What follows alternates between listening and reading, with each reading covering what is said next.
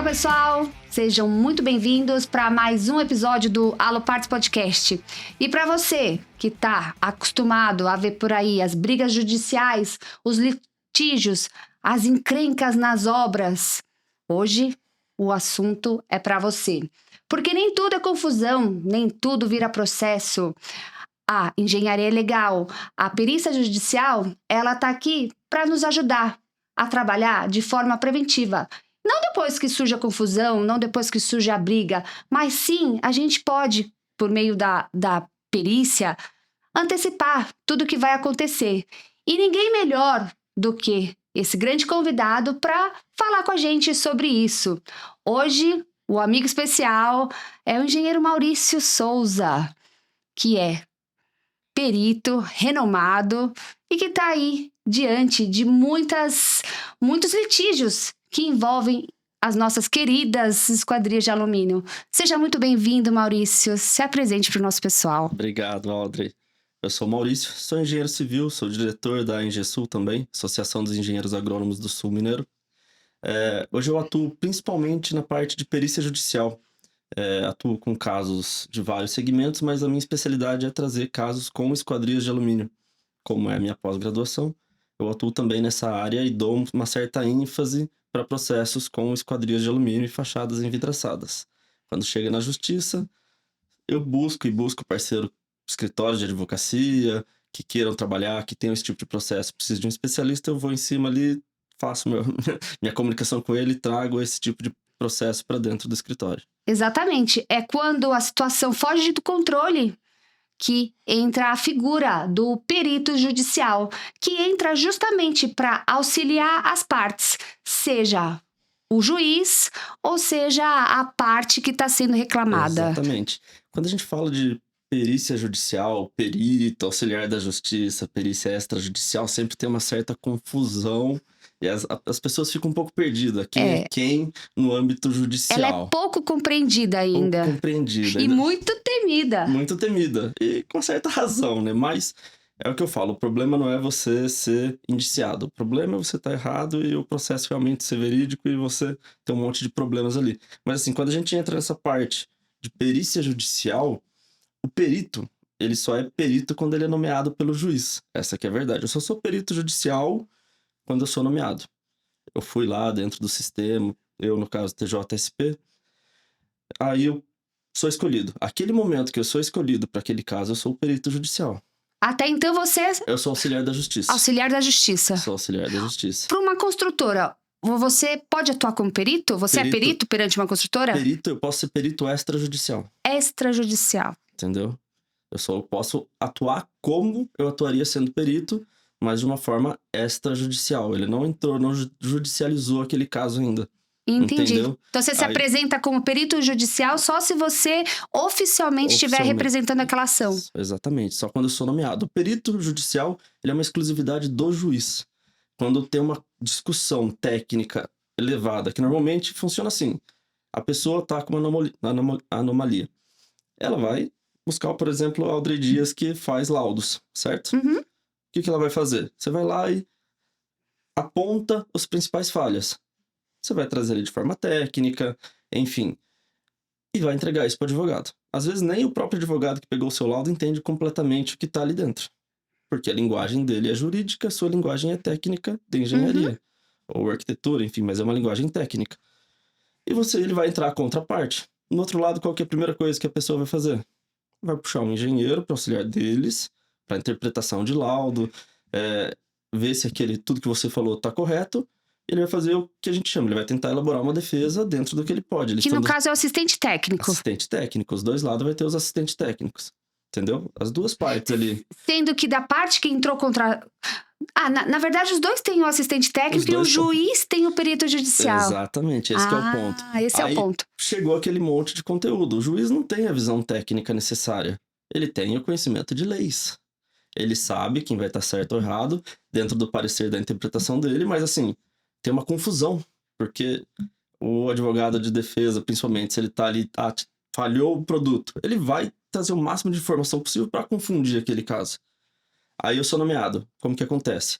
Dentro do sistema da justiça vai chegar para mim o laudo de um lado, o laudo de outro lado, as petições, que são os processos montados dos dois lados, vai ter aquele conflito. Chega tudo para mim.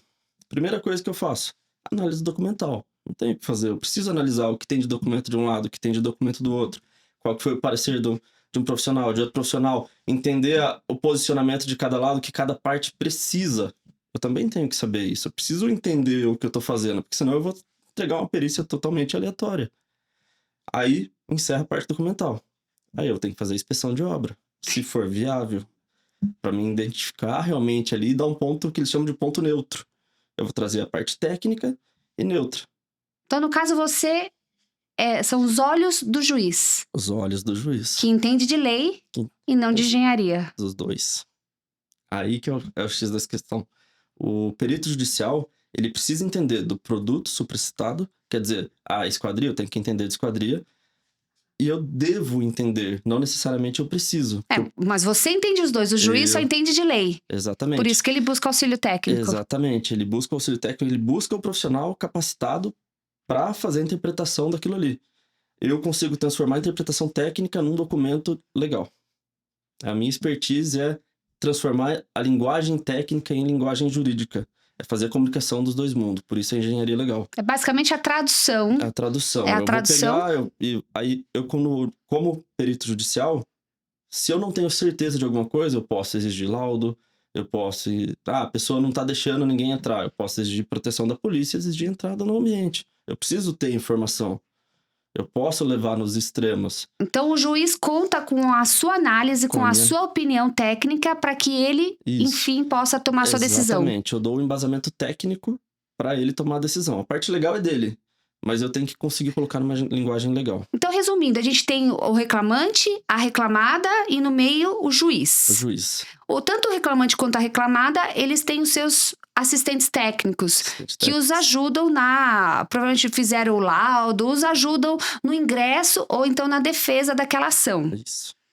E o perito judicial atua por ordem, por nomeação do juiz, fazendo o intercâmbio de informações. Ele faz a análise.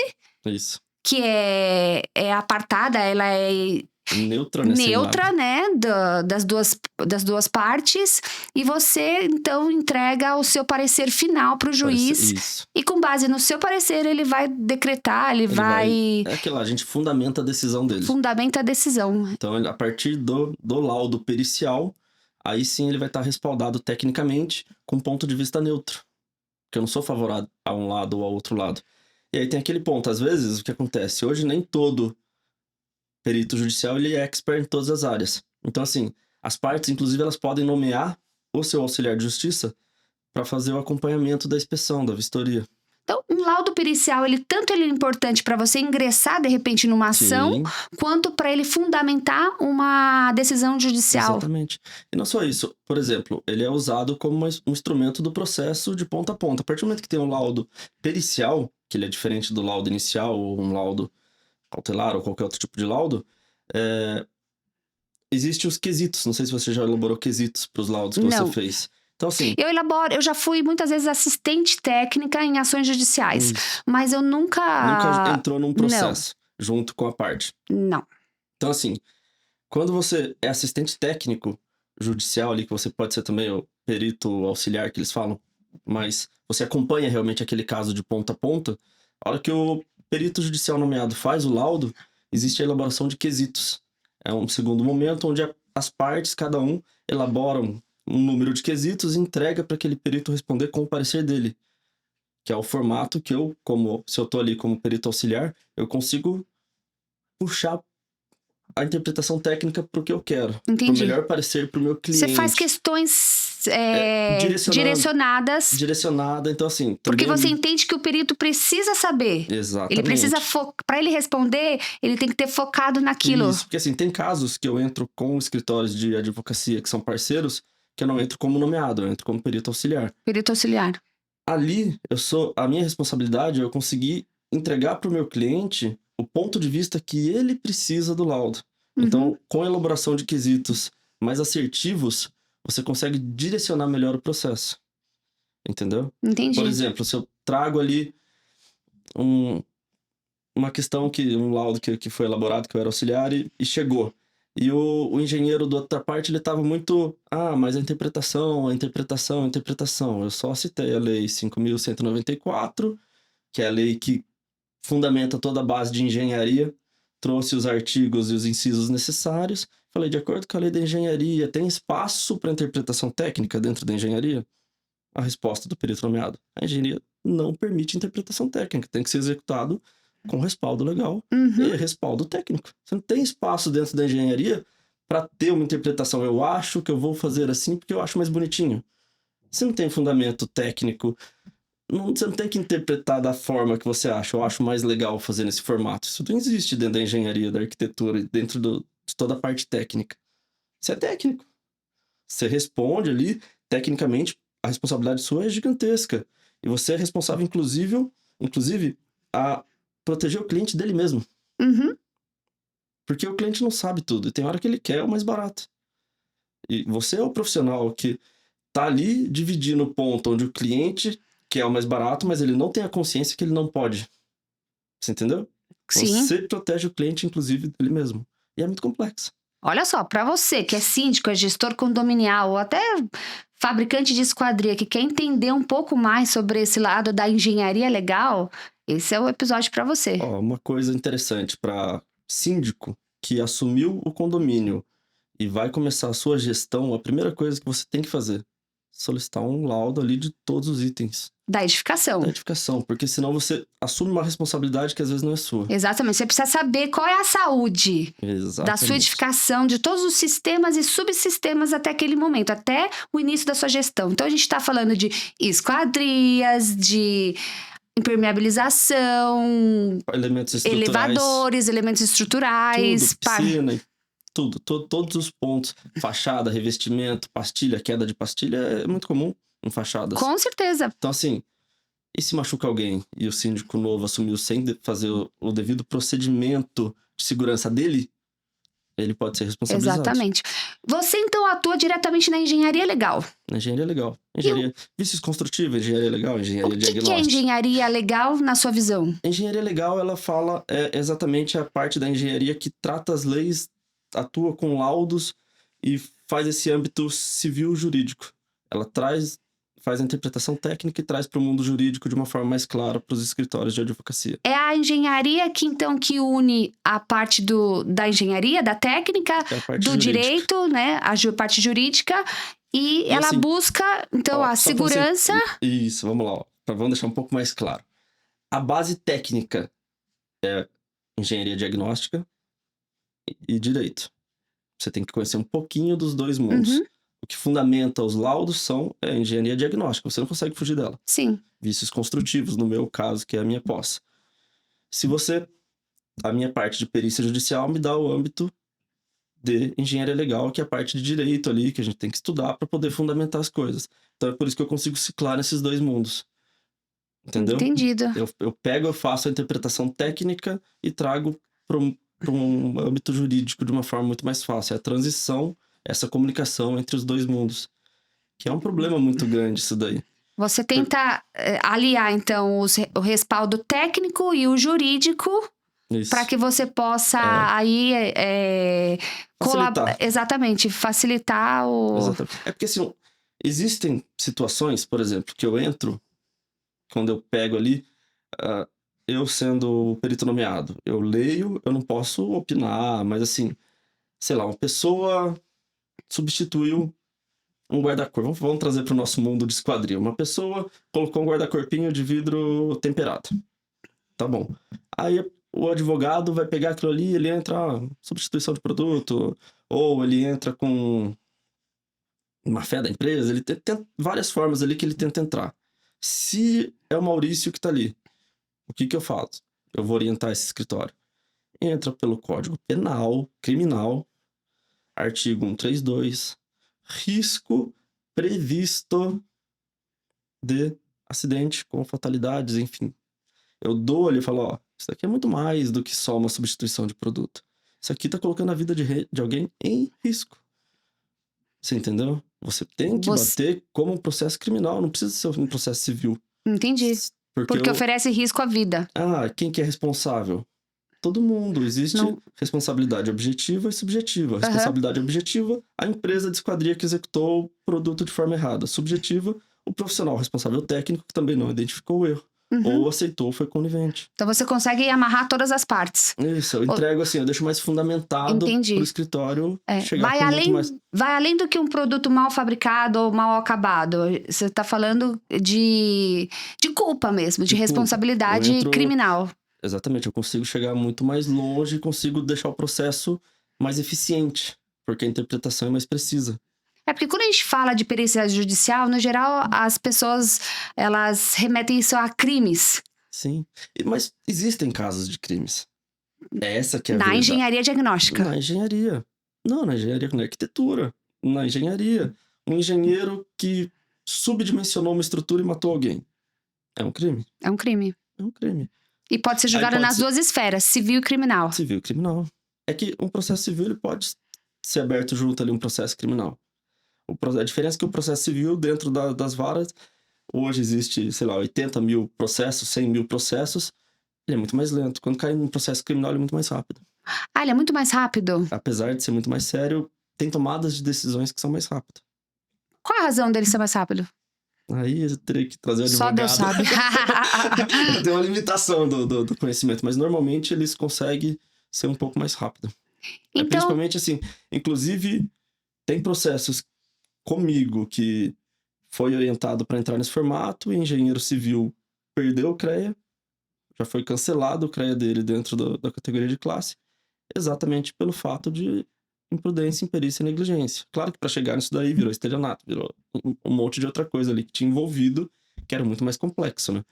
Mas em 3 meses ele estava sem o registro dele. Isso daí, dentro de um processo civil, leva anos.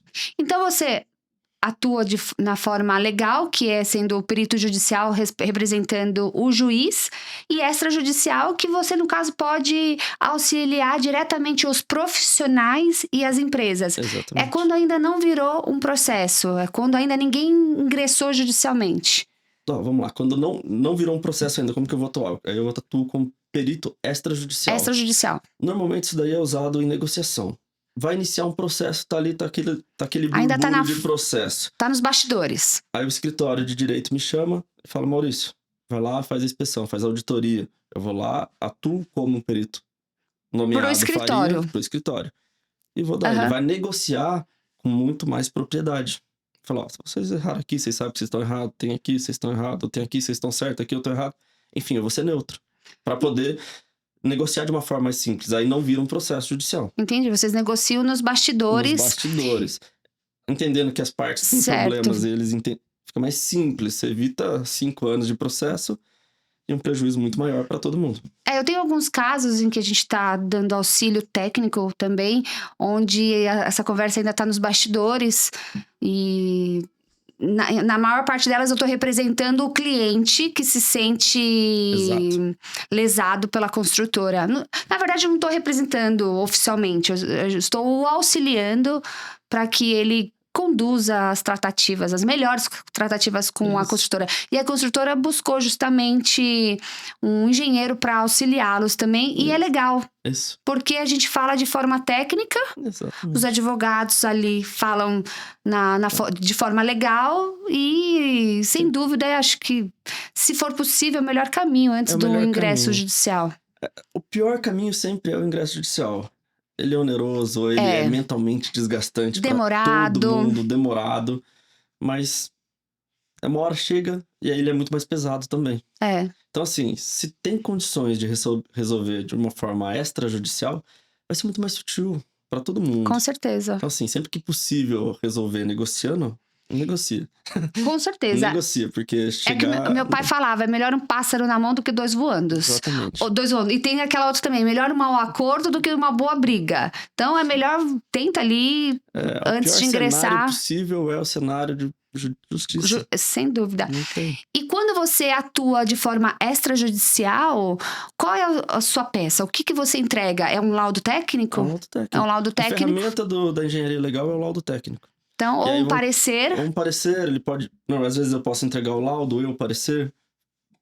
como os dois dentro do mesmo caso. Eu entrego o laudo de uma forma mais técnica possível, entrego o parecer, que aí sim eu posso ter opinião. Qual é a diferença para quem está nos ouvindo? O laudo, ele vai trazer, eu posso trazer ali a vistoria, a imagem de fotos fotográfica, eu posso trazer toda a parte de documentação, análise de valores, análise de preço, toda a parte realmente que é mais ou menos o que você faz. Traz Anamnese, tudo ali, a contextualização. Contextualização, exatamente. Eu realmente documento, trago tecnicamente o que é aquilo de forma neutra.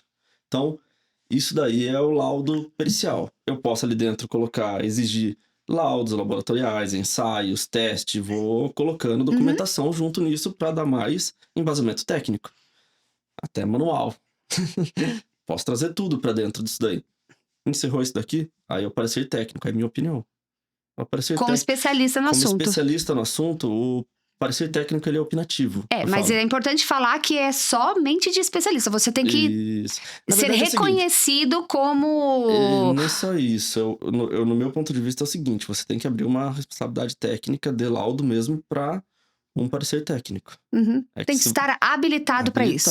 Porque senão é só uma opinião... Não apenas conhecer, mas sim estar capacitado e habilitado para essa função. Senão qualquer um poderia dar uma opinião, um parecer técnico. Não é assim. O parecer técnico ele é pelo profissional habilitado, capacitado, e ele abre uma RT como se fosse um laudo. Sim. Aí sim seu parecer técnico é validado, senão é só uma opinião mesmo. Só uma opinião. Aí não tem valor jurídico. Exatamente. E aí, já que você tem andado muito nessa questão jurídica...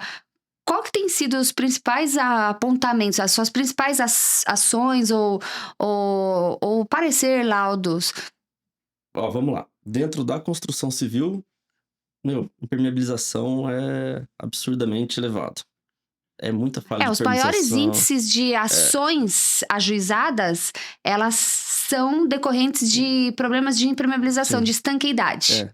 Impermeabilização, estanqueidade, isso daí assim, é absurdamente elevado. São as vencedoras. São as campeãs de todos. Vamos reduzir, vamos trazer de novo para o mundo de esquadrias ali, que é legal. Esquadrias, o que eu mais vejo, primeiro, subdimensionamento. Hoje tá muito problemático. Portas, janelas subdimensionadas, em questão mecânica mesmo, pressão de vento. Outra falha muito comum, que engana. Item com função de guarda-corpo, sem ser devidamente especificado como tal.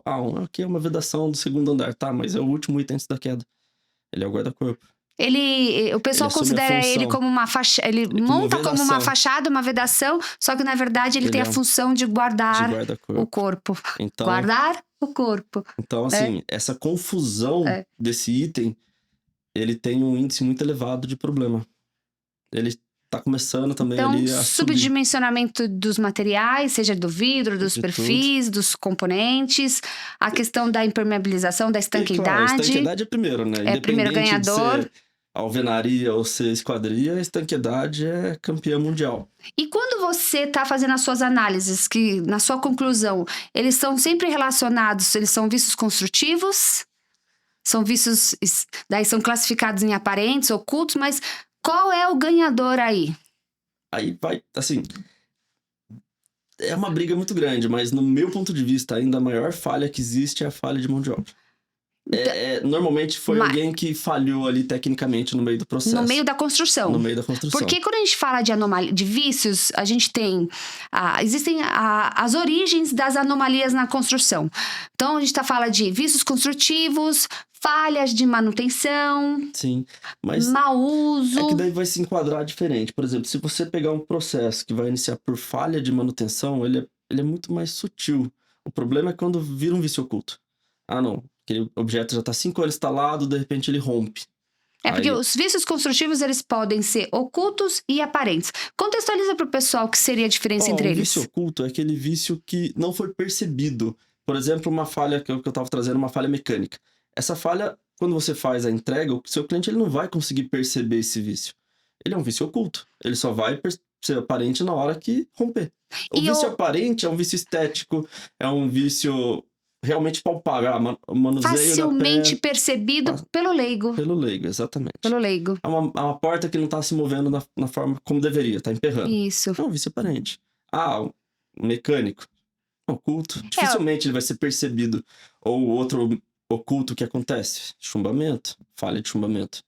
Você só vai perceber esse vício na hora que dá um problema. Exatamente. A gente considera como vício oculto todos os defeitos, as falhas que elas elas se tornam evidentes somente após o uso ou então com o uso. Isso. E na maior parte das vezes, ela só é percebida por alguém mais experiente. O leigo não consegue perceber que ele existe. Por isso que e quando o leigo percebe, é porque a situação já está crítica. Já tá crítica. E aí que tem uma questão. O pessoal fala muito, minha responsabilidade técnica da RT é 5 anos. Depois, não, peraí, não é assim. Se é um vício oculto, ela vale a partir do momento do vício percebido. Exato. Aí que tem uma confusão, mas...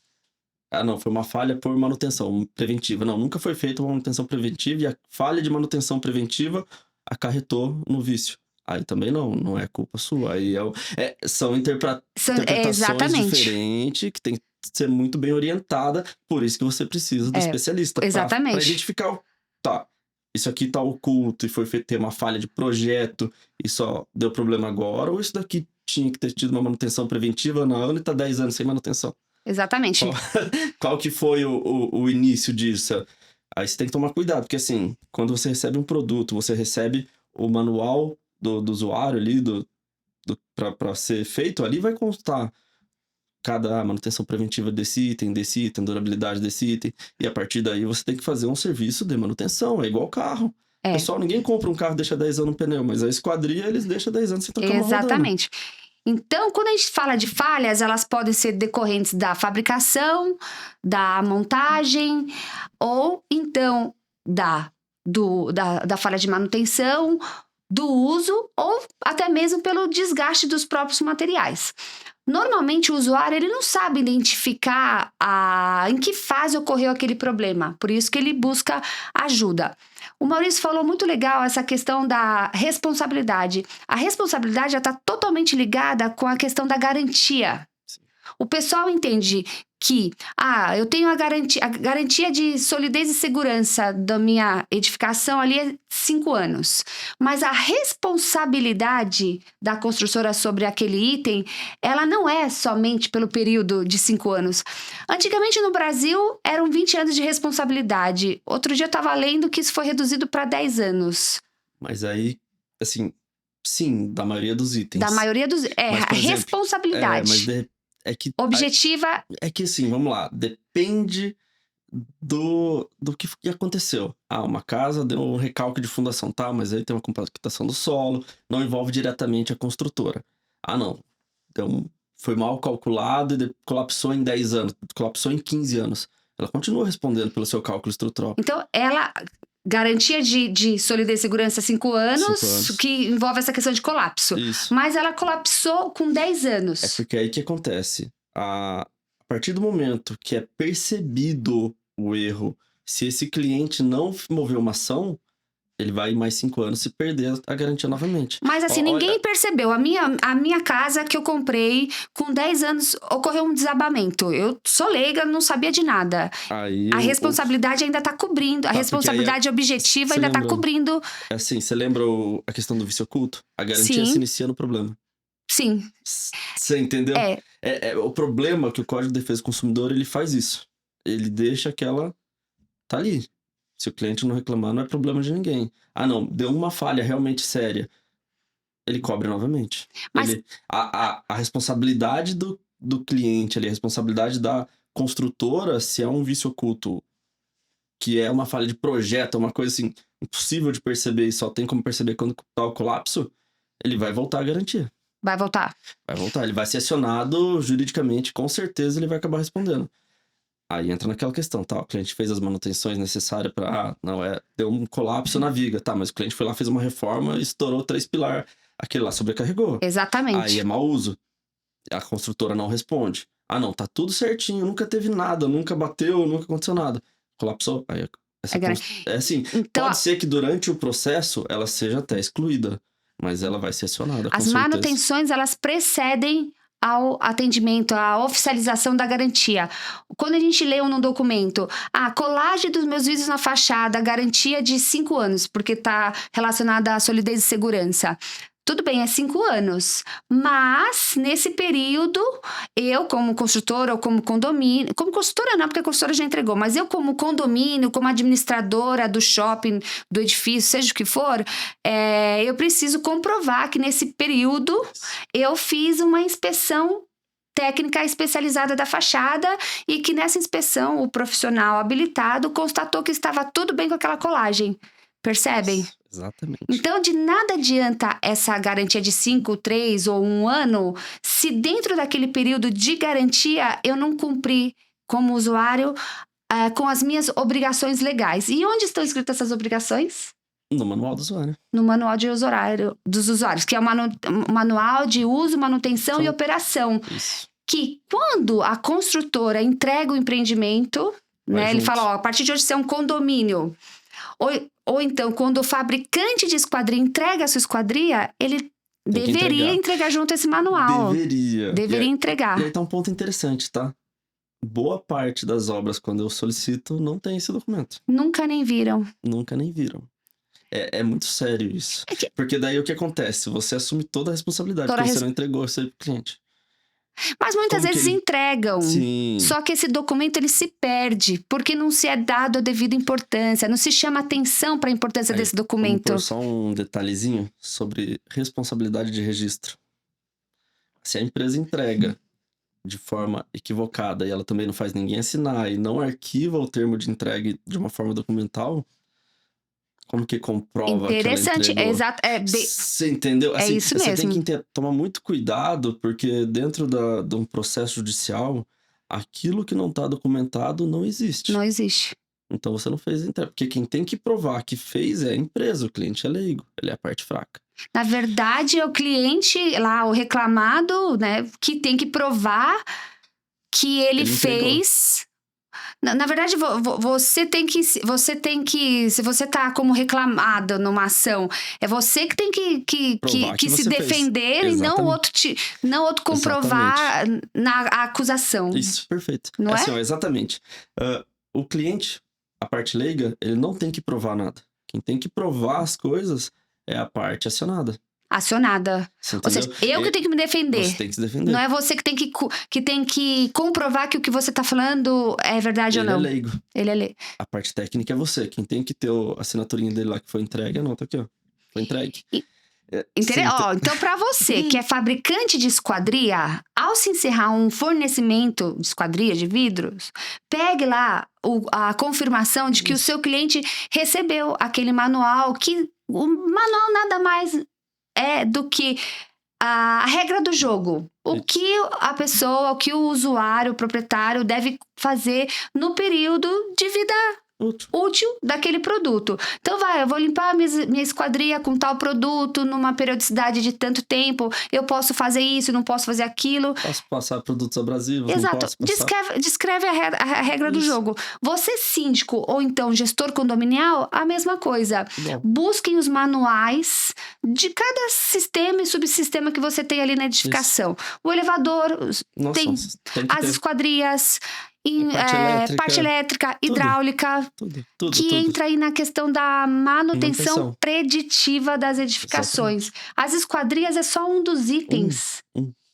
Quantos itens existem numa edificação? Quantas coisas precisam ser checadas periodicamente? Absurdo. Assim, hoje, se eu não me engano, tá algo em torno de 800 normas técnicas que envolvem uma edificação. E a gente tá falando... Olha a criticidade, Maurício.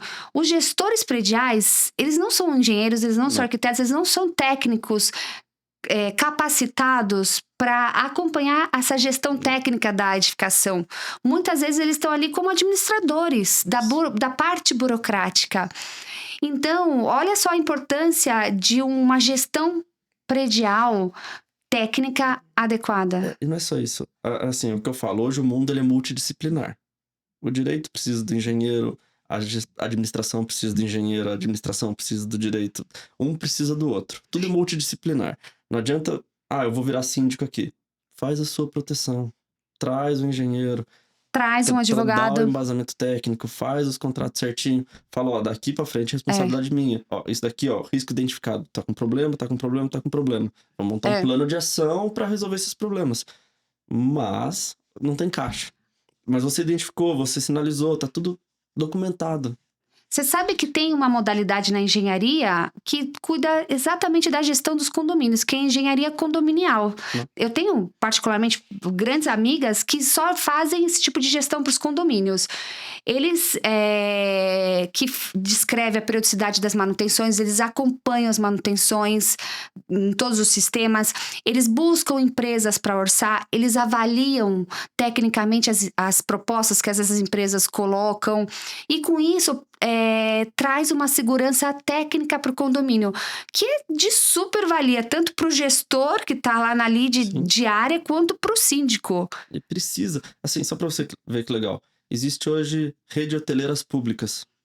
E quando entra um novo gestor, administrador responsável, normalmente eles solicitam esse tipo de serviço também. Que é excelente, porque esse gestor que entrou, ele não é engenheiro, ele não é arquiteto, ele não é advogado. Ele precisa do respaldo técnico para iniciar a gestão dele. Com certeza. Senão ele pode responder, inclusive, criminalmente por aquilo. Exatamente. E todo mundo sabe, isso aí já parece clichê, mas é verdade. Os síndicos, eles são responsabilizados civil e criminalmente por tudo que fazem, principalmente por tudo que não fazem. Exatamente. Então...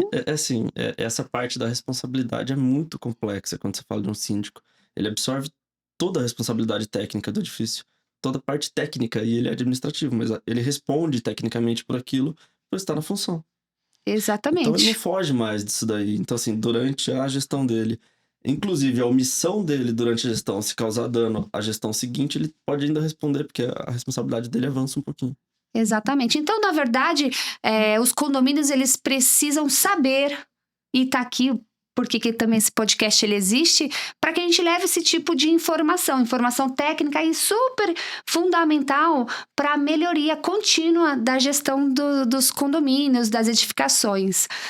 Você sabe que a Aluparts, então, tá aí há 35 anos cuidando das fachadas de vidro. E é diário, quando a gente está nas obras, seja um condomínio, seja um shopping, seja um hospital, quando a gente entra lá para avaliar as esquadrias, ninguém tem registro, não sabe quando houve qualquer tipo de manutenção, porque tem essa, não basta você fazer as manutenções, você precisa registrar que vocês as fizeram, porque senão, se ocorrer a legalidade. Qualquer tipo de acidente... Não existe respaldo técnico nem jurídico. De novo, perante a lei, só tem valor jurídico aquilo que foi devidamente registrado, senão... Exatamente, a gente acha os advogados chatos pra caramba, mas é isso mesmo. Mas é isso mesmo, você tem que... É porque senão você não dá fundamentação legal pra ele. Ele não consegue fazer o serviço dele em cima de algo que é verbal, entre você e o cliente. Eu pedi, tá. Então, olha só, a gente tem norma técnica, eu agora esqueci o número, que fala sobre a criação dos manuais. Porque não eu vou criar um manual do jeito que eu quero. Existe uma norma que fala sobre o que deve constar desses documentos, sabe? Tem toda a estrutura. Como deve ser escrito. Exatamente. Quais línguas tem que ter... Tem esse ponto, dependendo do item que você vai entrar. E uma vez que você tem esses manuais, ou seja, você comprou um apartamento, você tem que ter lá o databook. O databook está falando sobre tudo que você tem dentro da sua unidade autônoma. Inclusive, o que você precisa fazer e o que você não pode fazer na sua esquadria. Isso. Exatamente. No caso de construção com estrutura, alvenaria estrutural. Elementos que você pode ou não retirar. Isso daí é de uma importância absurda. Você compromete estruturalmente um prédio inteiro retirando a parede errada se for alvenaria estrutural. Exatamente. É absurdo você ver. Isso acontece todo dia. Não. Teve uma obra que tinha sido entregue fazia 30 dias. A gente foi fazer uma inspeção para ver pela construtora, para ver o que os moradores estavam fazendo. Tinha caçambas de paredes inteiras. De alvenaria estrutural. De alvenaria dentro das de alvenaria estrutural. Os moradores já estavam tirando e comprometendo. E aí fura a bolha, né? Aí até o morador responde criminalmente se ele comprometer a estrutura dos outros moradores. Porque ele é leigo até certo ponto. Ele não pode... Ele não pode também... Exato. Não Não existe posso falar a burrice. palavra que eu queria falar. Exato. Não pensei em nenhuma Não sutil o existe. suficiente. Mas você sabe que para essa parte da gestão das reformas, a gente também tem a 16280, algo assim, 18. Depois, marketing, procura aí a norma de gestão de reformas, que fala sobre o que você pode fazer, sabe? Que também deve haver um registro, um acompanhamento de todas as reformas dentro das unidades. Muitas vezes os gestores condominiais não sabem o que está acontecendo dentro das unidades. Então, e eles são, sim, obrigados a requerer os documentos, assim, a ART, inclusive, o projeto. Isso que eu ia falar, ele pode até... Ó, Sim. marketing soprando a norma de gestão das reformas 16280. Que O gestor, ele deve, inclusive, dependendo do nível da reforma, aprovar aquela reforma. Depende do que for ser feito. Tem que ser passado por um crivo técnico. Não, quero tirar a parede, tá? Peraí. Dá a avaliação, exatamente. chama o engenheiro, faz o laudo. Pode fazer, não pode fazer. Porque se você tá comprometendo as outras unidades, você tem que tomar muito cuidado com o que você vai mexer dentro de um edifício. Hoje, qualquer coisa que você vai fazer que não seja... Lógico, pequenas intervenções Sim. não requerem, mas você vai substituir o piso Sim. da sua unidade autônoma, você precisa encaminhar a ART, o projeto, Imagina. algo para que... Vamos deixar isso de uma forma clara. Vamos pôr uma substituição de piso, tá? Mas a pessoa não vai substituir, ela vai pôr piso sobre piso. Aí ela põe, outro põe, outro põe, outro põe. Aí o envedraçamento de sacada não estava projetado. Aí põe. Aí você vai tendo um acúmulo de cargas. Isso daí pode movimentar até a forma que o edifício se comporta.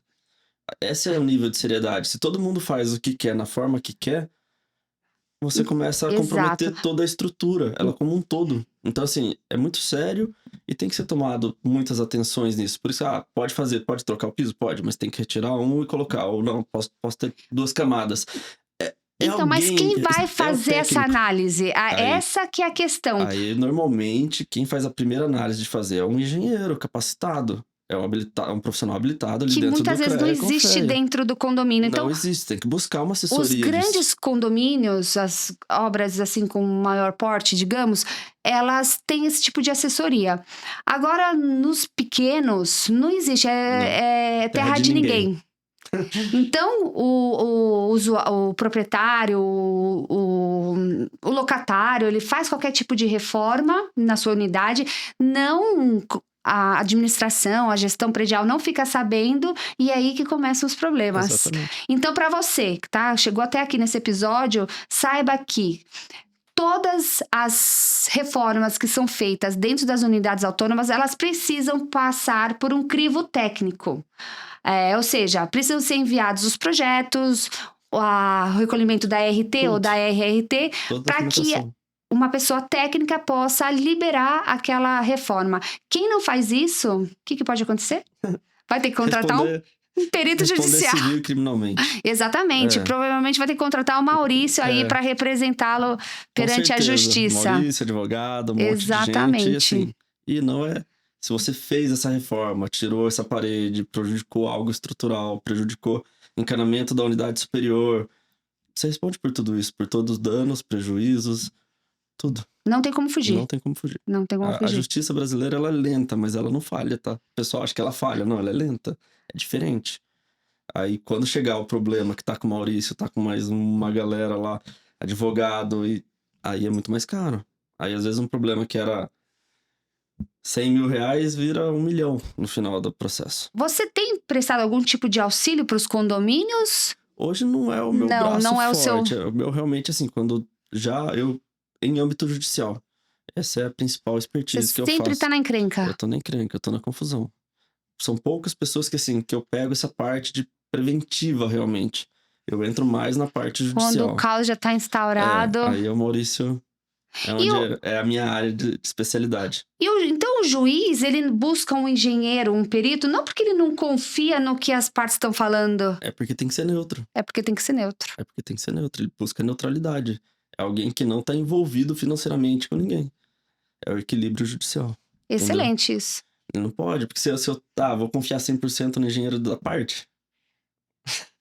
É claro que por mais correto ou por mais neutro que aquele profissional seja, o advogado que tá com ele vai buscar, o que ele fala, ele monta a peça. Ele vai usar o seu laudo Nem sempre da forma que você acha que tá usando. Exato. Ele pode isolar uma parte, ele pode trazer um argumento e colocar mais ênfase naquele argumento, ele monta uma peça em cima daquilo. Então ele vai dar a seriedade que ele quiser. E a maior parte das suas ações, onde você está envolvido, são vícios construtivos. Vícios construtivos. Só vício Só vício construtivo. construtivo, que é durante a parte de fabricação, instalação, ou Tudo. pode ter parte de projeto também, não é só Sim. do material em si, pode ser na parte da concepção, Da na concepção. época ainda do projeto. Ou Exato. seja, eu especifiquei um sistema de fachada que veio a colapso.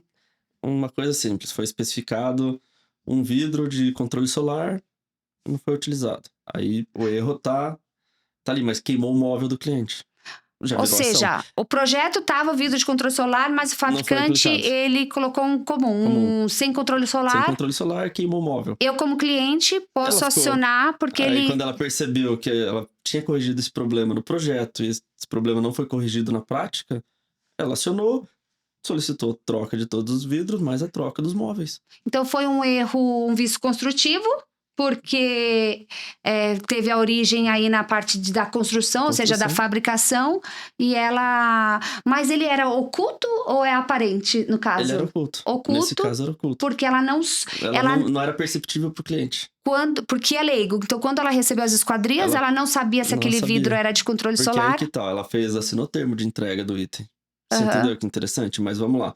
Ela assina um termo de entrega, mas ela sabe identificar que vidro tá ali? Não. O Ela consumidor não padrão, consegue. não. Ela não consegue. Então vamos lá. Qual que foi o ponto de percepção dela? Com o uso, à medida que os móveis Começou manchar. a manchar. Tonalização. E quando ela percebeu isso, no caso, se tratando de vício oculto, qual é o período de reclamação após constatação?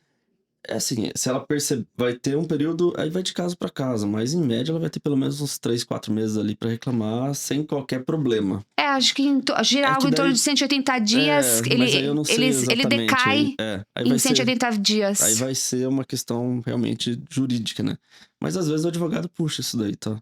Ah, o cliente percebeu que estava destonalizando, mas achou que era por outro motivo. É isso que eu falo, aí é construção de peça que é na parte de direito. Ele vai construir a peça para entregar, para o juiz fazer a interpretação. No caso desses 4 ou 6 meses, é o período de reclamação de um Livre, vício né? oculto quando eu tive conhecimento. Então, é o período de reclamação. Reclamação. Mas eu tenho.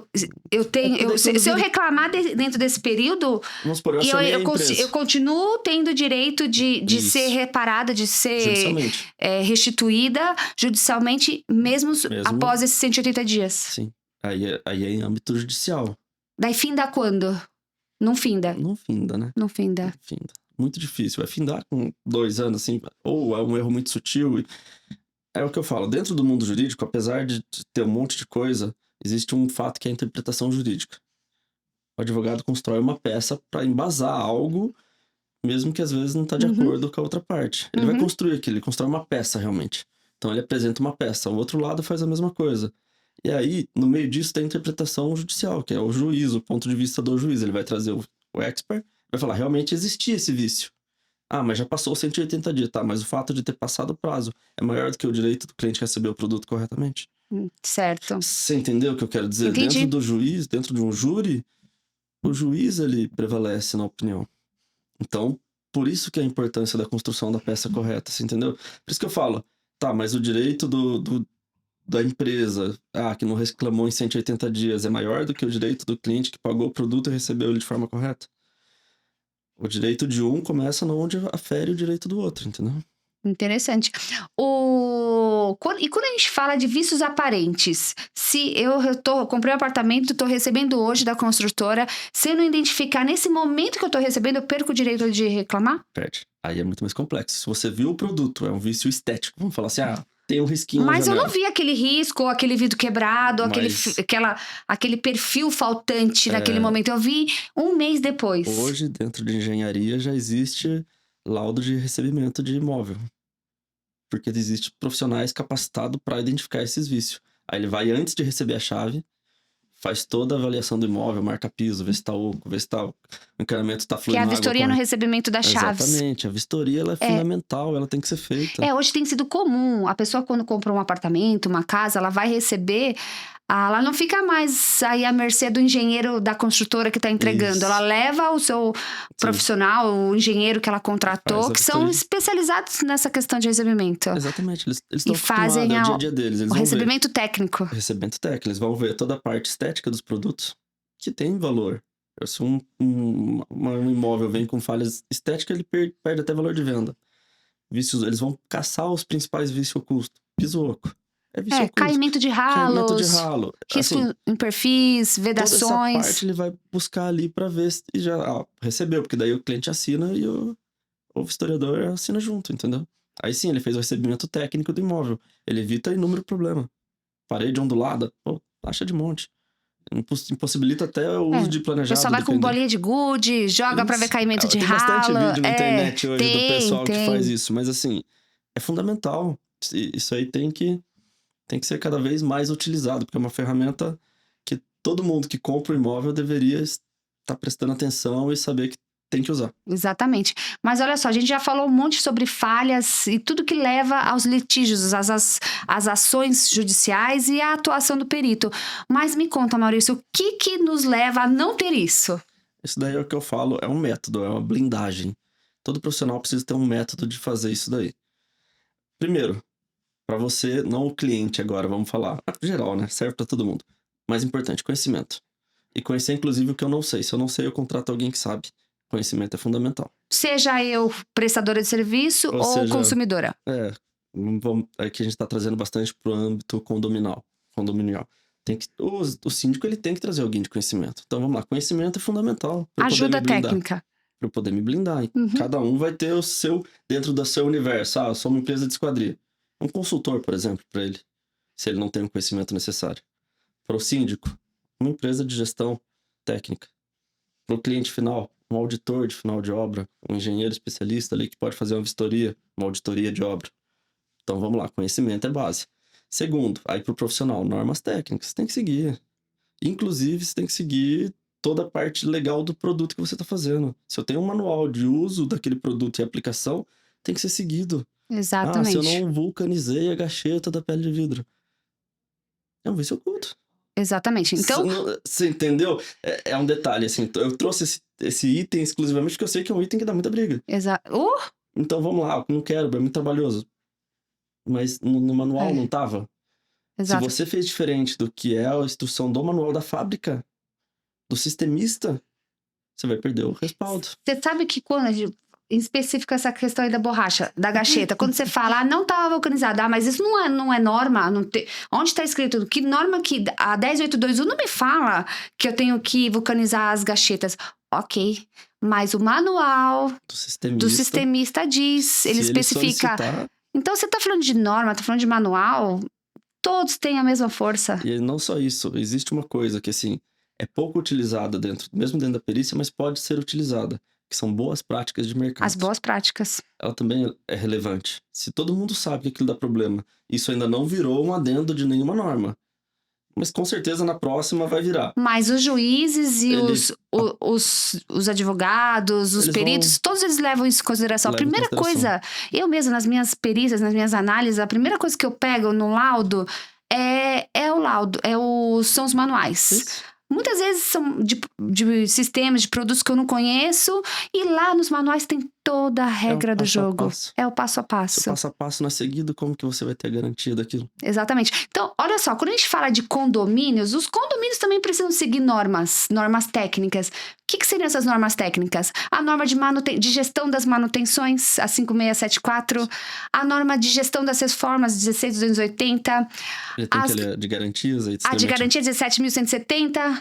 Ou seja, os síndicos, os gestores condominiais precisam entender que sim, eles precisam seguir normas, mas que para isso eles podem contar com ajuda técnica. Exatamente. É aí o que eu falo, e volta na blindagem por conhecimento. Depois, a parte jurídica. Você precisa de blindagem jurídica. Você precisa ter um advogado ali que faça o serviço jurídico para você. Contratos. Análises. Você tem que ter, faz parte de uma boa blindagem judicial. Senão você não tá blindado. A blindagem é você trabalhar de forma preventiva. É quando... É você prever que aquilo pode virar judicial. Prever que pode... exato. E aí você tá respaldado em todos os âmbitos. técnico, conhecimento base, jurídico. E aí, Entra também os fabricantes de esquadrias nisso. todo mundo. Então, Todo mundo, fabricante de gesso, fabricante de porcelanato, todo mundo. Por exemplo, pegar porcelanato. Existe hoje um número específico de porosidade mínima. Não pode colocar qualquer piso em qualquer lugar. Você pode ter um processo por isso se alguém cair e se machucar. É a mesma coisa de um guarda-corpo fora de norma. Você entendeu? Trazendo agora ali mais, entendeu? Para outros produtos. muito de utilizar um vidro inadequado para uma esquadria, para uma mesma coisa. cobertura, um guarda-corpo. Entendeu? Aí volta para esquadria, mas Volta. para outros produtos, esse daí é um clássico. Então, Ainda mais se for área molhada. E tem outro índice que você tem que tomar muito mais cuidado. Pode responsabilizar, inclusive, o arquiteto que fez o projeto especificando o produto, se ele especificou um produto inadequado. Incompatível. Que isso está dentro do Código de Defesa do Consumidor, Sim. que fala, artigo 18, que fala que não se... 18, que não pode se colocar no mercado... Produtos que não sejam normativos. Artigo 39, inciso 8. Artigo 39, inciso 8, que fala exatamente isso, que é muito usado em guarda-corpos. Você não pode colocar um produto que não seja normativo no mercado. Você não pode vender esse produto, inclusive. Então, esse papo de que norma não é lei, mas tem força de lei, na verdade, tudo está relacionado a normas e leis. Eu brinco, eu falo o seguinte. A lei, ela te fala o que você pode ou não fazer. Uhum. A norma te fala como. A norma, ela é o manual, ela é o detalhamento da lei. Sempre que eu vou aplicar a lei, tá, mas em cima do quê? Das normas.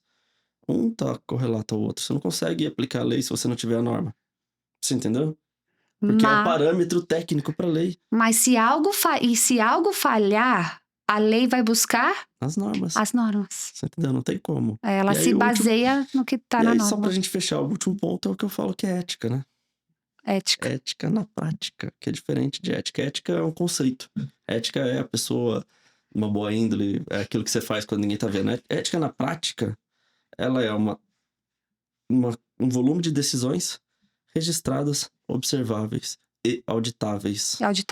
Por quê que eu trago nesse formato ética? Porque durante o processo de construção, se você não tem que ocultar nada, você está sendo ético.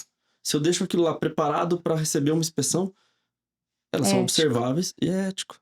E se elas são totalmente claras, elas são extremamente fáceis de auditar. Então ela é ética. Então você foi ético. Se você fez tudo, entregou tudo certinho e tá tudo ali registrado, manual, tudo entregue, você está sendo extremamente ético. Você entendeu?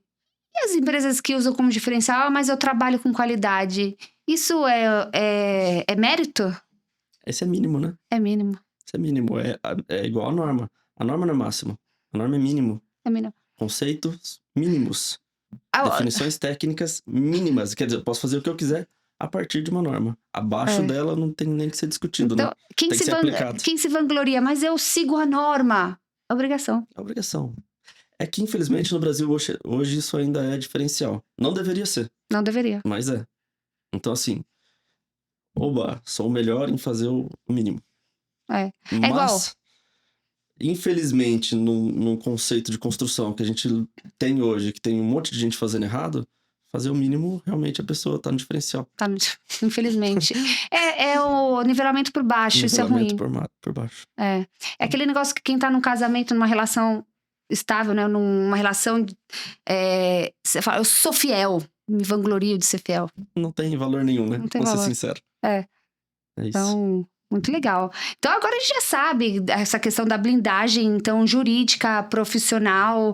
Sim. Antes de começar o episódio, o Maurício comentou também dessa parte de seguros, que ele tem entrado muito a fundo, uma nova atividade dele. Isso. Conta pra gente. Hoje eu tenho uma empresa de parceira dentro do ecossistema que ela trabalha com seguros de responsabilidade civil, protegendo o profissional especificador.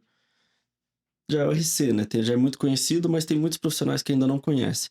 Todo profissional que trabalha com algum tipo de responsabilidade técnica, ele tem que ter esse produto também. Ele tem que se blindar, porque o que acontece? Mesmo na falha dele, esse seguro cobre uma falha técnica, inclusive. Então ele tem que tomar esse devido cuidado.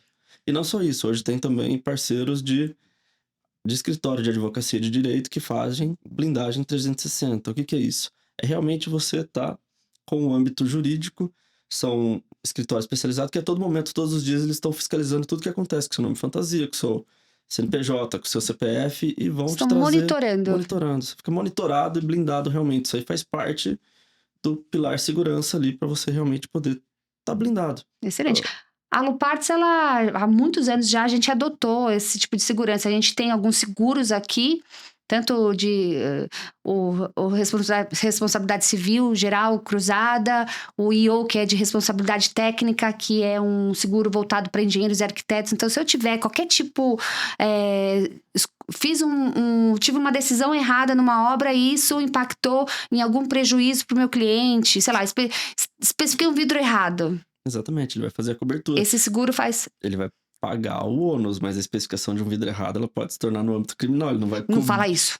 Especificação de vidro errado, sim. Até falei, Maurício, eu preciso que você avalie os meus seguros para ver se eu realmente estou blindada. É, porque assim, o seguro ele nunca vai cobrir sua responsabilidade criminal. Ele vai pagar por você. A sua parte Você financeira. está falando em dinheiro, não em responsabilidade. Não em responsabilidade, são coisas diferentes. Quando entra na responsabilidade, a responsabilidade pelo processo continua sendo tua. É por isso que eu quero que você avalie minhas entendeu? apólices para ver se eu... O meu nível de cobertura. Você imagina a seguinte situação. Não, colocou um vidro errado, a pessoa foi lá e caiu. Como aconteceu no caso agora ali de Santa Catarina. Que a mulher... naquele caso da academia, ela se encostou na fachada. Ela encostou na fachada, caiu do segundo andar e veio. O vidro já estava quebrado? Não se sabe. Não se sabe. Deve saber, mas eu nunca... E era um vidro comum. Mas era um vidro comum. E quem foi responsabilizado? O arquiteto. O dono da obra, construtora. Todo mundo está sendo responsabilidade solidária. Solidária. Entrou com todo mundo. E naquele caso de Mariana? Ali é um caso muito complexo, né? Muita gente errou. Desde a parte administrativa, tem autorizações, mas quem ficou preso são os engenheiros. Porque eles não o dono da construtora. Não o dono da construtora, é o engenheiro. A responsabilidade técnica é quem responde criminalmente. Negligência, imprudência, imperícia? Negligência, imprudência, imperícia. Negligência é o ato de eu ignorar o problema, extremamente sério. Imprudência, eu sei que tá errado. Mas vai. Mas vou fazer mesmo assim, é a validação, é o criminal. E imperícia é o ato de eu não saber o que tá acontecendo. Não acompanhar. Entendeu? E ele foi... Eles sabiam que... O engenheiro sabia que não podia chegar naquele ponto de carga. Eles tinham ali o conhecimento técnico e eles eram o único que entendia... Sabia que poderia dar problema. E eles tinham toda a totalidade do parâmetro. Vai falar que o engenheiro não sabia que estava saturado? Vai falar que ele não sabia que tinha uma cidade embaixo daquilo? É isso que eu falo, aí vira o criminal. Entendeu? Aí quem responde criminalmente, mesmo ele sendo forçado a assinar porque tinha pressão administrativa, quem responde criminalmente é ele. Foram os engenheiros, eles que foram presos. A responsabilidade técnica de quem quer. E é do profissional técnico. E tem casos que você atuou onde o técnico, ele não foi responsabilizado e quem foram os proprietários, os diretores? Difícil. O técnico, ele sempre vai estar com responsabilidade subjetiva. Subjetiva. Ele sempre vai estar ali envolvido. Não tem como você tirar o técnico. Fala pro pessoal. Responsabilidade objetiva, é aquela responsabilidade direta. Uma indústria de esquadria, uma empresa de porcelanato, aquela empresa que diretamente executa o produto. Ser empresa ou mão de obra, tá? Pode ser o prestador de serviço da mão de obra também. O mão suja lá, o cara que tá na obra. O cara que tem uma empresa de terceirização de mão de obra de instalação. Ele pode receber uma responsabilidade objetiva por erro de instalação. Por erro de instalação. Junto com a empresa de esquadria. Responsabilidade objetiva. É aquela responsabilidade que você não consegue tirar de você, eu não consigo passar ela pra frente. Não, isso aqui não era responsabilidade minha. A parede, uma coisa aqui interessante. A empresa de esquadria foi lá e recebeu o vão. Recebeu o vão, porque a empresa de esquadria tem que aceitar o vão. O vão acabado. Vão acabado. E ele vai colocar um monte de parafuso lá e ele vê que tá tudo oco. E ele continua a obra. Responsabilidade objetiva na hora. Objetiva. Objetiva, porque ele tinha a responsabilidade de recusar esse vão. Então a objetiva... É direto, não consigo falar, não tenho culpa disso. Não tenho, porque você sabe, você tinha consciência. Você é o profissional que está executando o serviço. Agora, vamos imaginar essa mesma situação onde toda a ancoragem ali tá falha, a empresa de esquadria sabia, mas tem um engenheiro nessa obra, responsável técnico. Ele tem uma responsabilidade subjetiva. Ele não sabe que exatamente naquele vão tem aquele item. Quem deveria ter recusado? A empresa de esquadria. Mas... É como se fosse a solidária. Eles respondem em conjunto. O engenheiro e Não, mas aí que tá. A responsabilidade subjetiva ela tem que ser provada. Essa que é a principal diferença. Ah, entendi.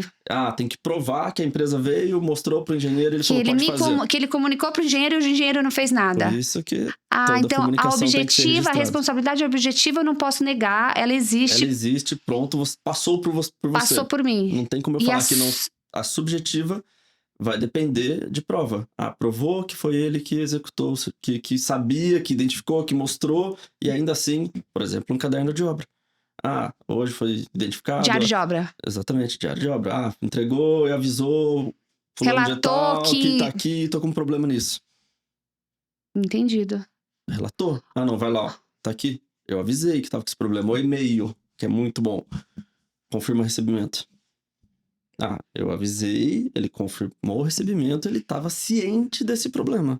Aí é comprovada, você entendeu? Olha que excelente. Hoje realmente esse podcast está sendo uma verdadeira aula até para mim, então, assim, que atuo diretamente nessas questões e que também tenho dúvida. Exatamente, você tem que dar um jeito de registrar a sua comunicação. Muito bom. Por isso que eu falo, comunicação verbal não é uma comunicação que pode ser levada para o tribunal. Eu com o marketing da Aluparts agora eu só vou registrar as minhas comunicações. Brincando, marketing, produção, brincadeira. Mas esse é o peso da justiça, do judicial da coisa, né? Não tem como fugir disso. Então, assim, é uma informação técnica relevante? Registra. O WhatsApp, mas conversa de WhatsApp funciona? Funciona, ela é legal? Depende. Eu consigo printar e editar uma imagem de WhatsApp? Printar? Eu consigo pegar, você imagina, eu bato um print ali da tela e edito? Acho que print não, né? Consegue. Consegue? Extremamente editável. Um print? Você sabe como que torna realmente auditável? Se você baixar o banco de dados. No próprio aplicativo. Porque aí fica registrado. Mas você sabe que uma vez eu vi no Instagram que até acho que o banco de dados, em alguma situação lá, você consegue editar. Prova extremamente válida. Mas ali você consegue é rastreável, né? Entendi. Aí que é o que eu falo, são as especialidades. Aí vai o perito... O perito digital lá, o perito... que trabalha com essa parte. TI. Entendi. Tem perito Você tem perito pra tudo que é lado, né? Todos os segmentos Excelente. Existe perícia. Perícia contábil, perícia administrativa, perícia médica, tudo tem perícia. Excelente. Maurício, para encerrar, eu queria que você deixasse aqui um checklist para os síndicos, para os gestores condominiais, para os fabricantes até de esquadrias, para as construtoras, de como evitar litígios no âmbito aí de esquadrias, vidros, guarda-corpos, coberturas, que é aí nosso mundo. Vamos lá, para trazer isso aí para o mundo de esquadrias. A base vai ser a mesma que eu falei. Primeiro, conhecimento. Depois, normas, respeite as normas. Terceiro, tenha bons contratos e contratos justos e equilibrados para ele não ser impugnado também. E bons profissionais. Bons profissionais. Bons profissionais. Traga bons profissionais. Traga um time bom para perto de você.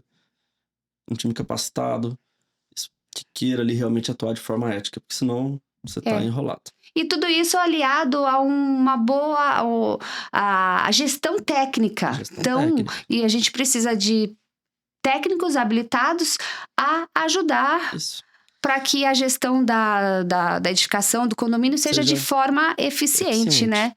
Então, gestão das reformas, das manutenções, das contratações. Você não consegue não ter mais um time técnico atrelado a você. Se você tá ali síndico... Multidisciplinar. Multidisciplinar. Exato. A parte multidisciplinar ela é cada vez mais forte. Não tem como mais a sua empresa não ser multidisciplinar. Você precisa. Todo mundo vai partir cada vez mais para o multidisciplinar. Exatamente. É uma cooperação de vários pontos que todos são importantes e no final é o que gera o bom resultado. Exatamente. Ninguém sabe tudo. Ninguém sabe tudo. E quando você está na gestão de um edifício com infinitos itens lá dentro, você não vai saber de tudo. Exatamente. Se você aí é síndico, é gestor, não espere o problema acontecer. Não espere. Vamos agir de forma preventiva. E não somente na parte técnica, na parte jurídica também. Com certeza, precisa do amparo jurídico. Exatamente. Para quem estiver precisando de auxílio técnico, jurídico, a gente tem aqui o Maurício. Deixa suas redes sociais, onde o pessoal pode te encontrar. @perito Maurício, Instagram, só seguir lá. Pode me chamar ali pela comunicação mesmo. Exatamente. Então, para quem estiver diante de um problema, de alguma encrenca, precisando de respaldo, ou então que queira evitar... Exatamente.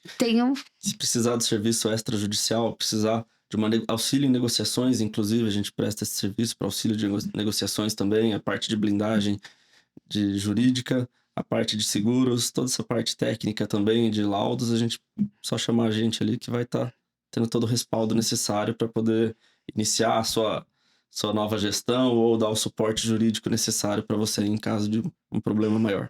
Exatamente. E para você que acha que problema é só apertar um parafuso, os problemas que a gente vê aí no dia a dia nas obras vai muito além da estética. Então, problemas na conservação, na manutenção, na especificação, na instalação, tudo pode acarretar uma série de problemas. Exatamente. Ele sai de um problema simples, estético, até um problema de estrutural. Danos corporal, vamos por Exatamente. aí, uma lesão de alguém. Então, na construção civil tem de tudo. Você precisa estar amparado tecnicamente, juridicamente e ter tudo isso daí muito bem descrito para não ter nenhum problema futuro. E esse amparo, ele anda junto. Civil, jurídico e técnico. A blindagem judicial, ela é pensada lá atrás. Depois, aí é só correção. Aí já não consegue blindar de nada. Aí você só aceita o que vir. Exatamente. Muito bom. Vocês tenham certeza que eu também aprendi. E depois eu quero até tirar umas dúvidas conceituais. A gente não consegue falar tudo aqui, mas muitíssimo obrigada pela sua presença. Pessoal, não esqueçam, o engenheiro Maurício pode nos ajudar. E esse canal foi criado para justamente compartilhar conhecimentos como o do Maurício, levar essa parte técnica e para que realmente vocês saibam que existem profissionais de todas as áreas habilitados para nos ajudar, tanto na gestão da nossa edificação, como na gestão da nossa fábrica, na gestão das nossas obras.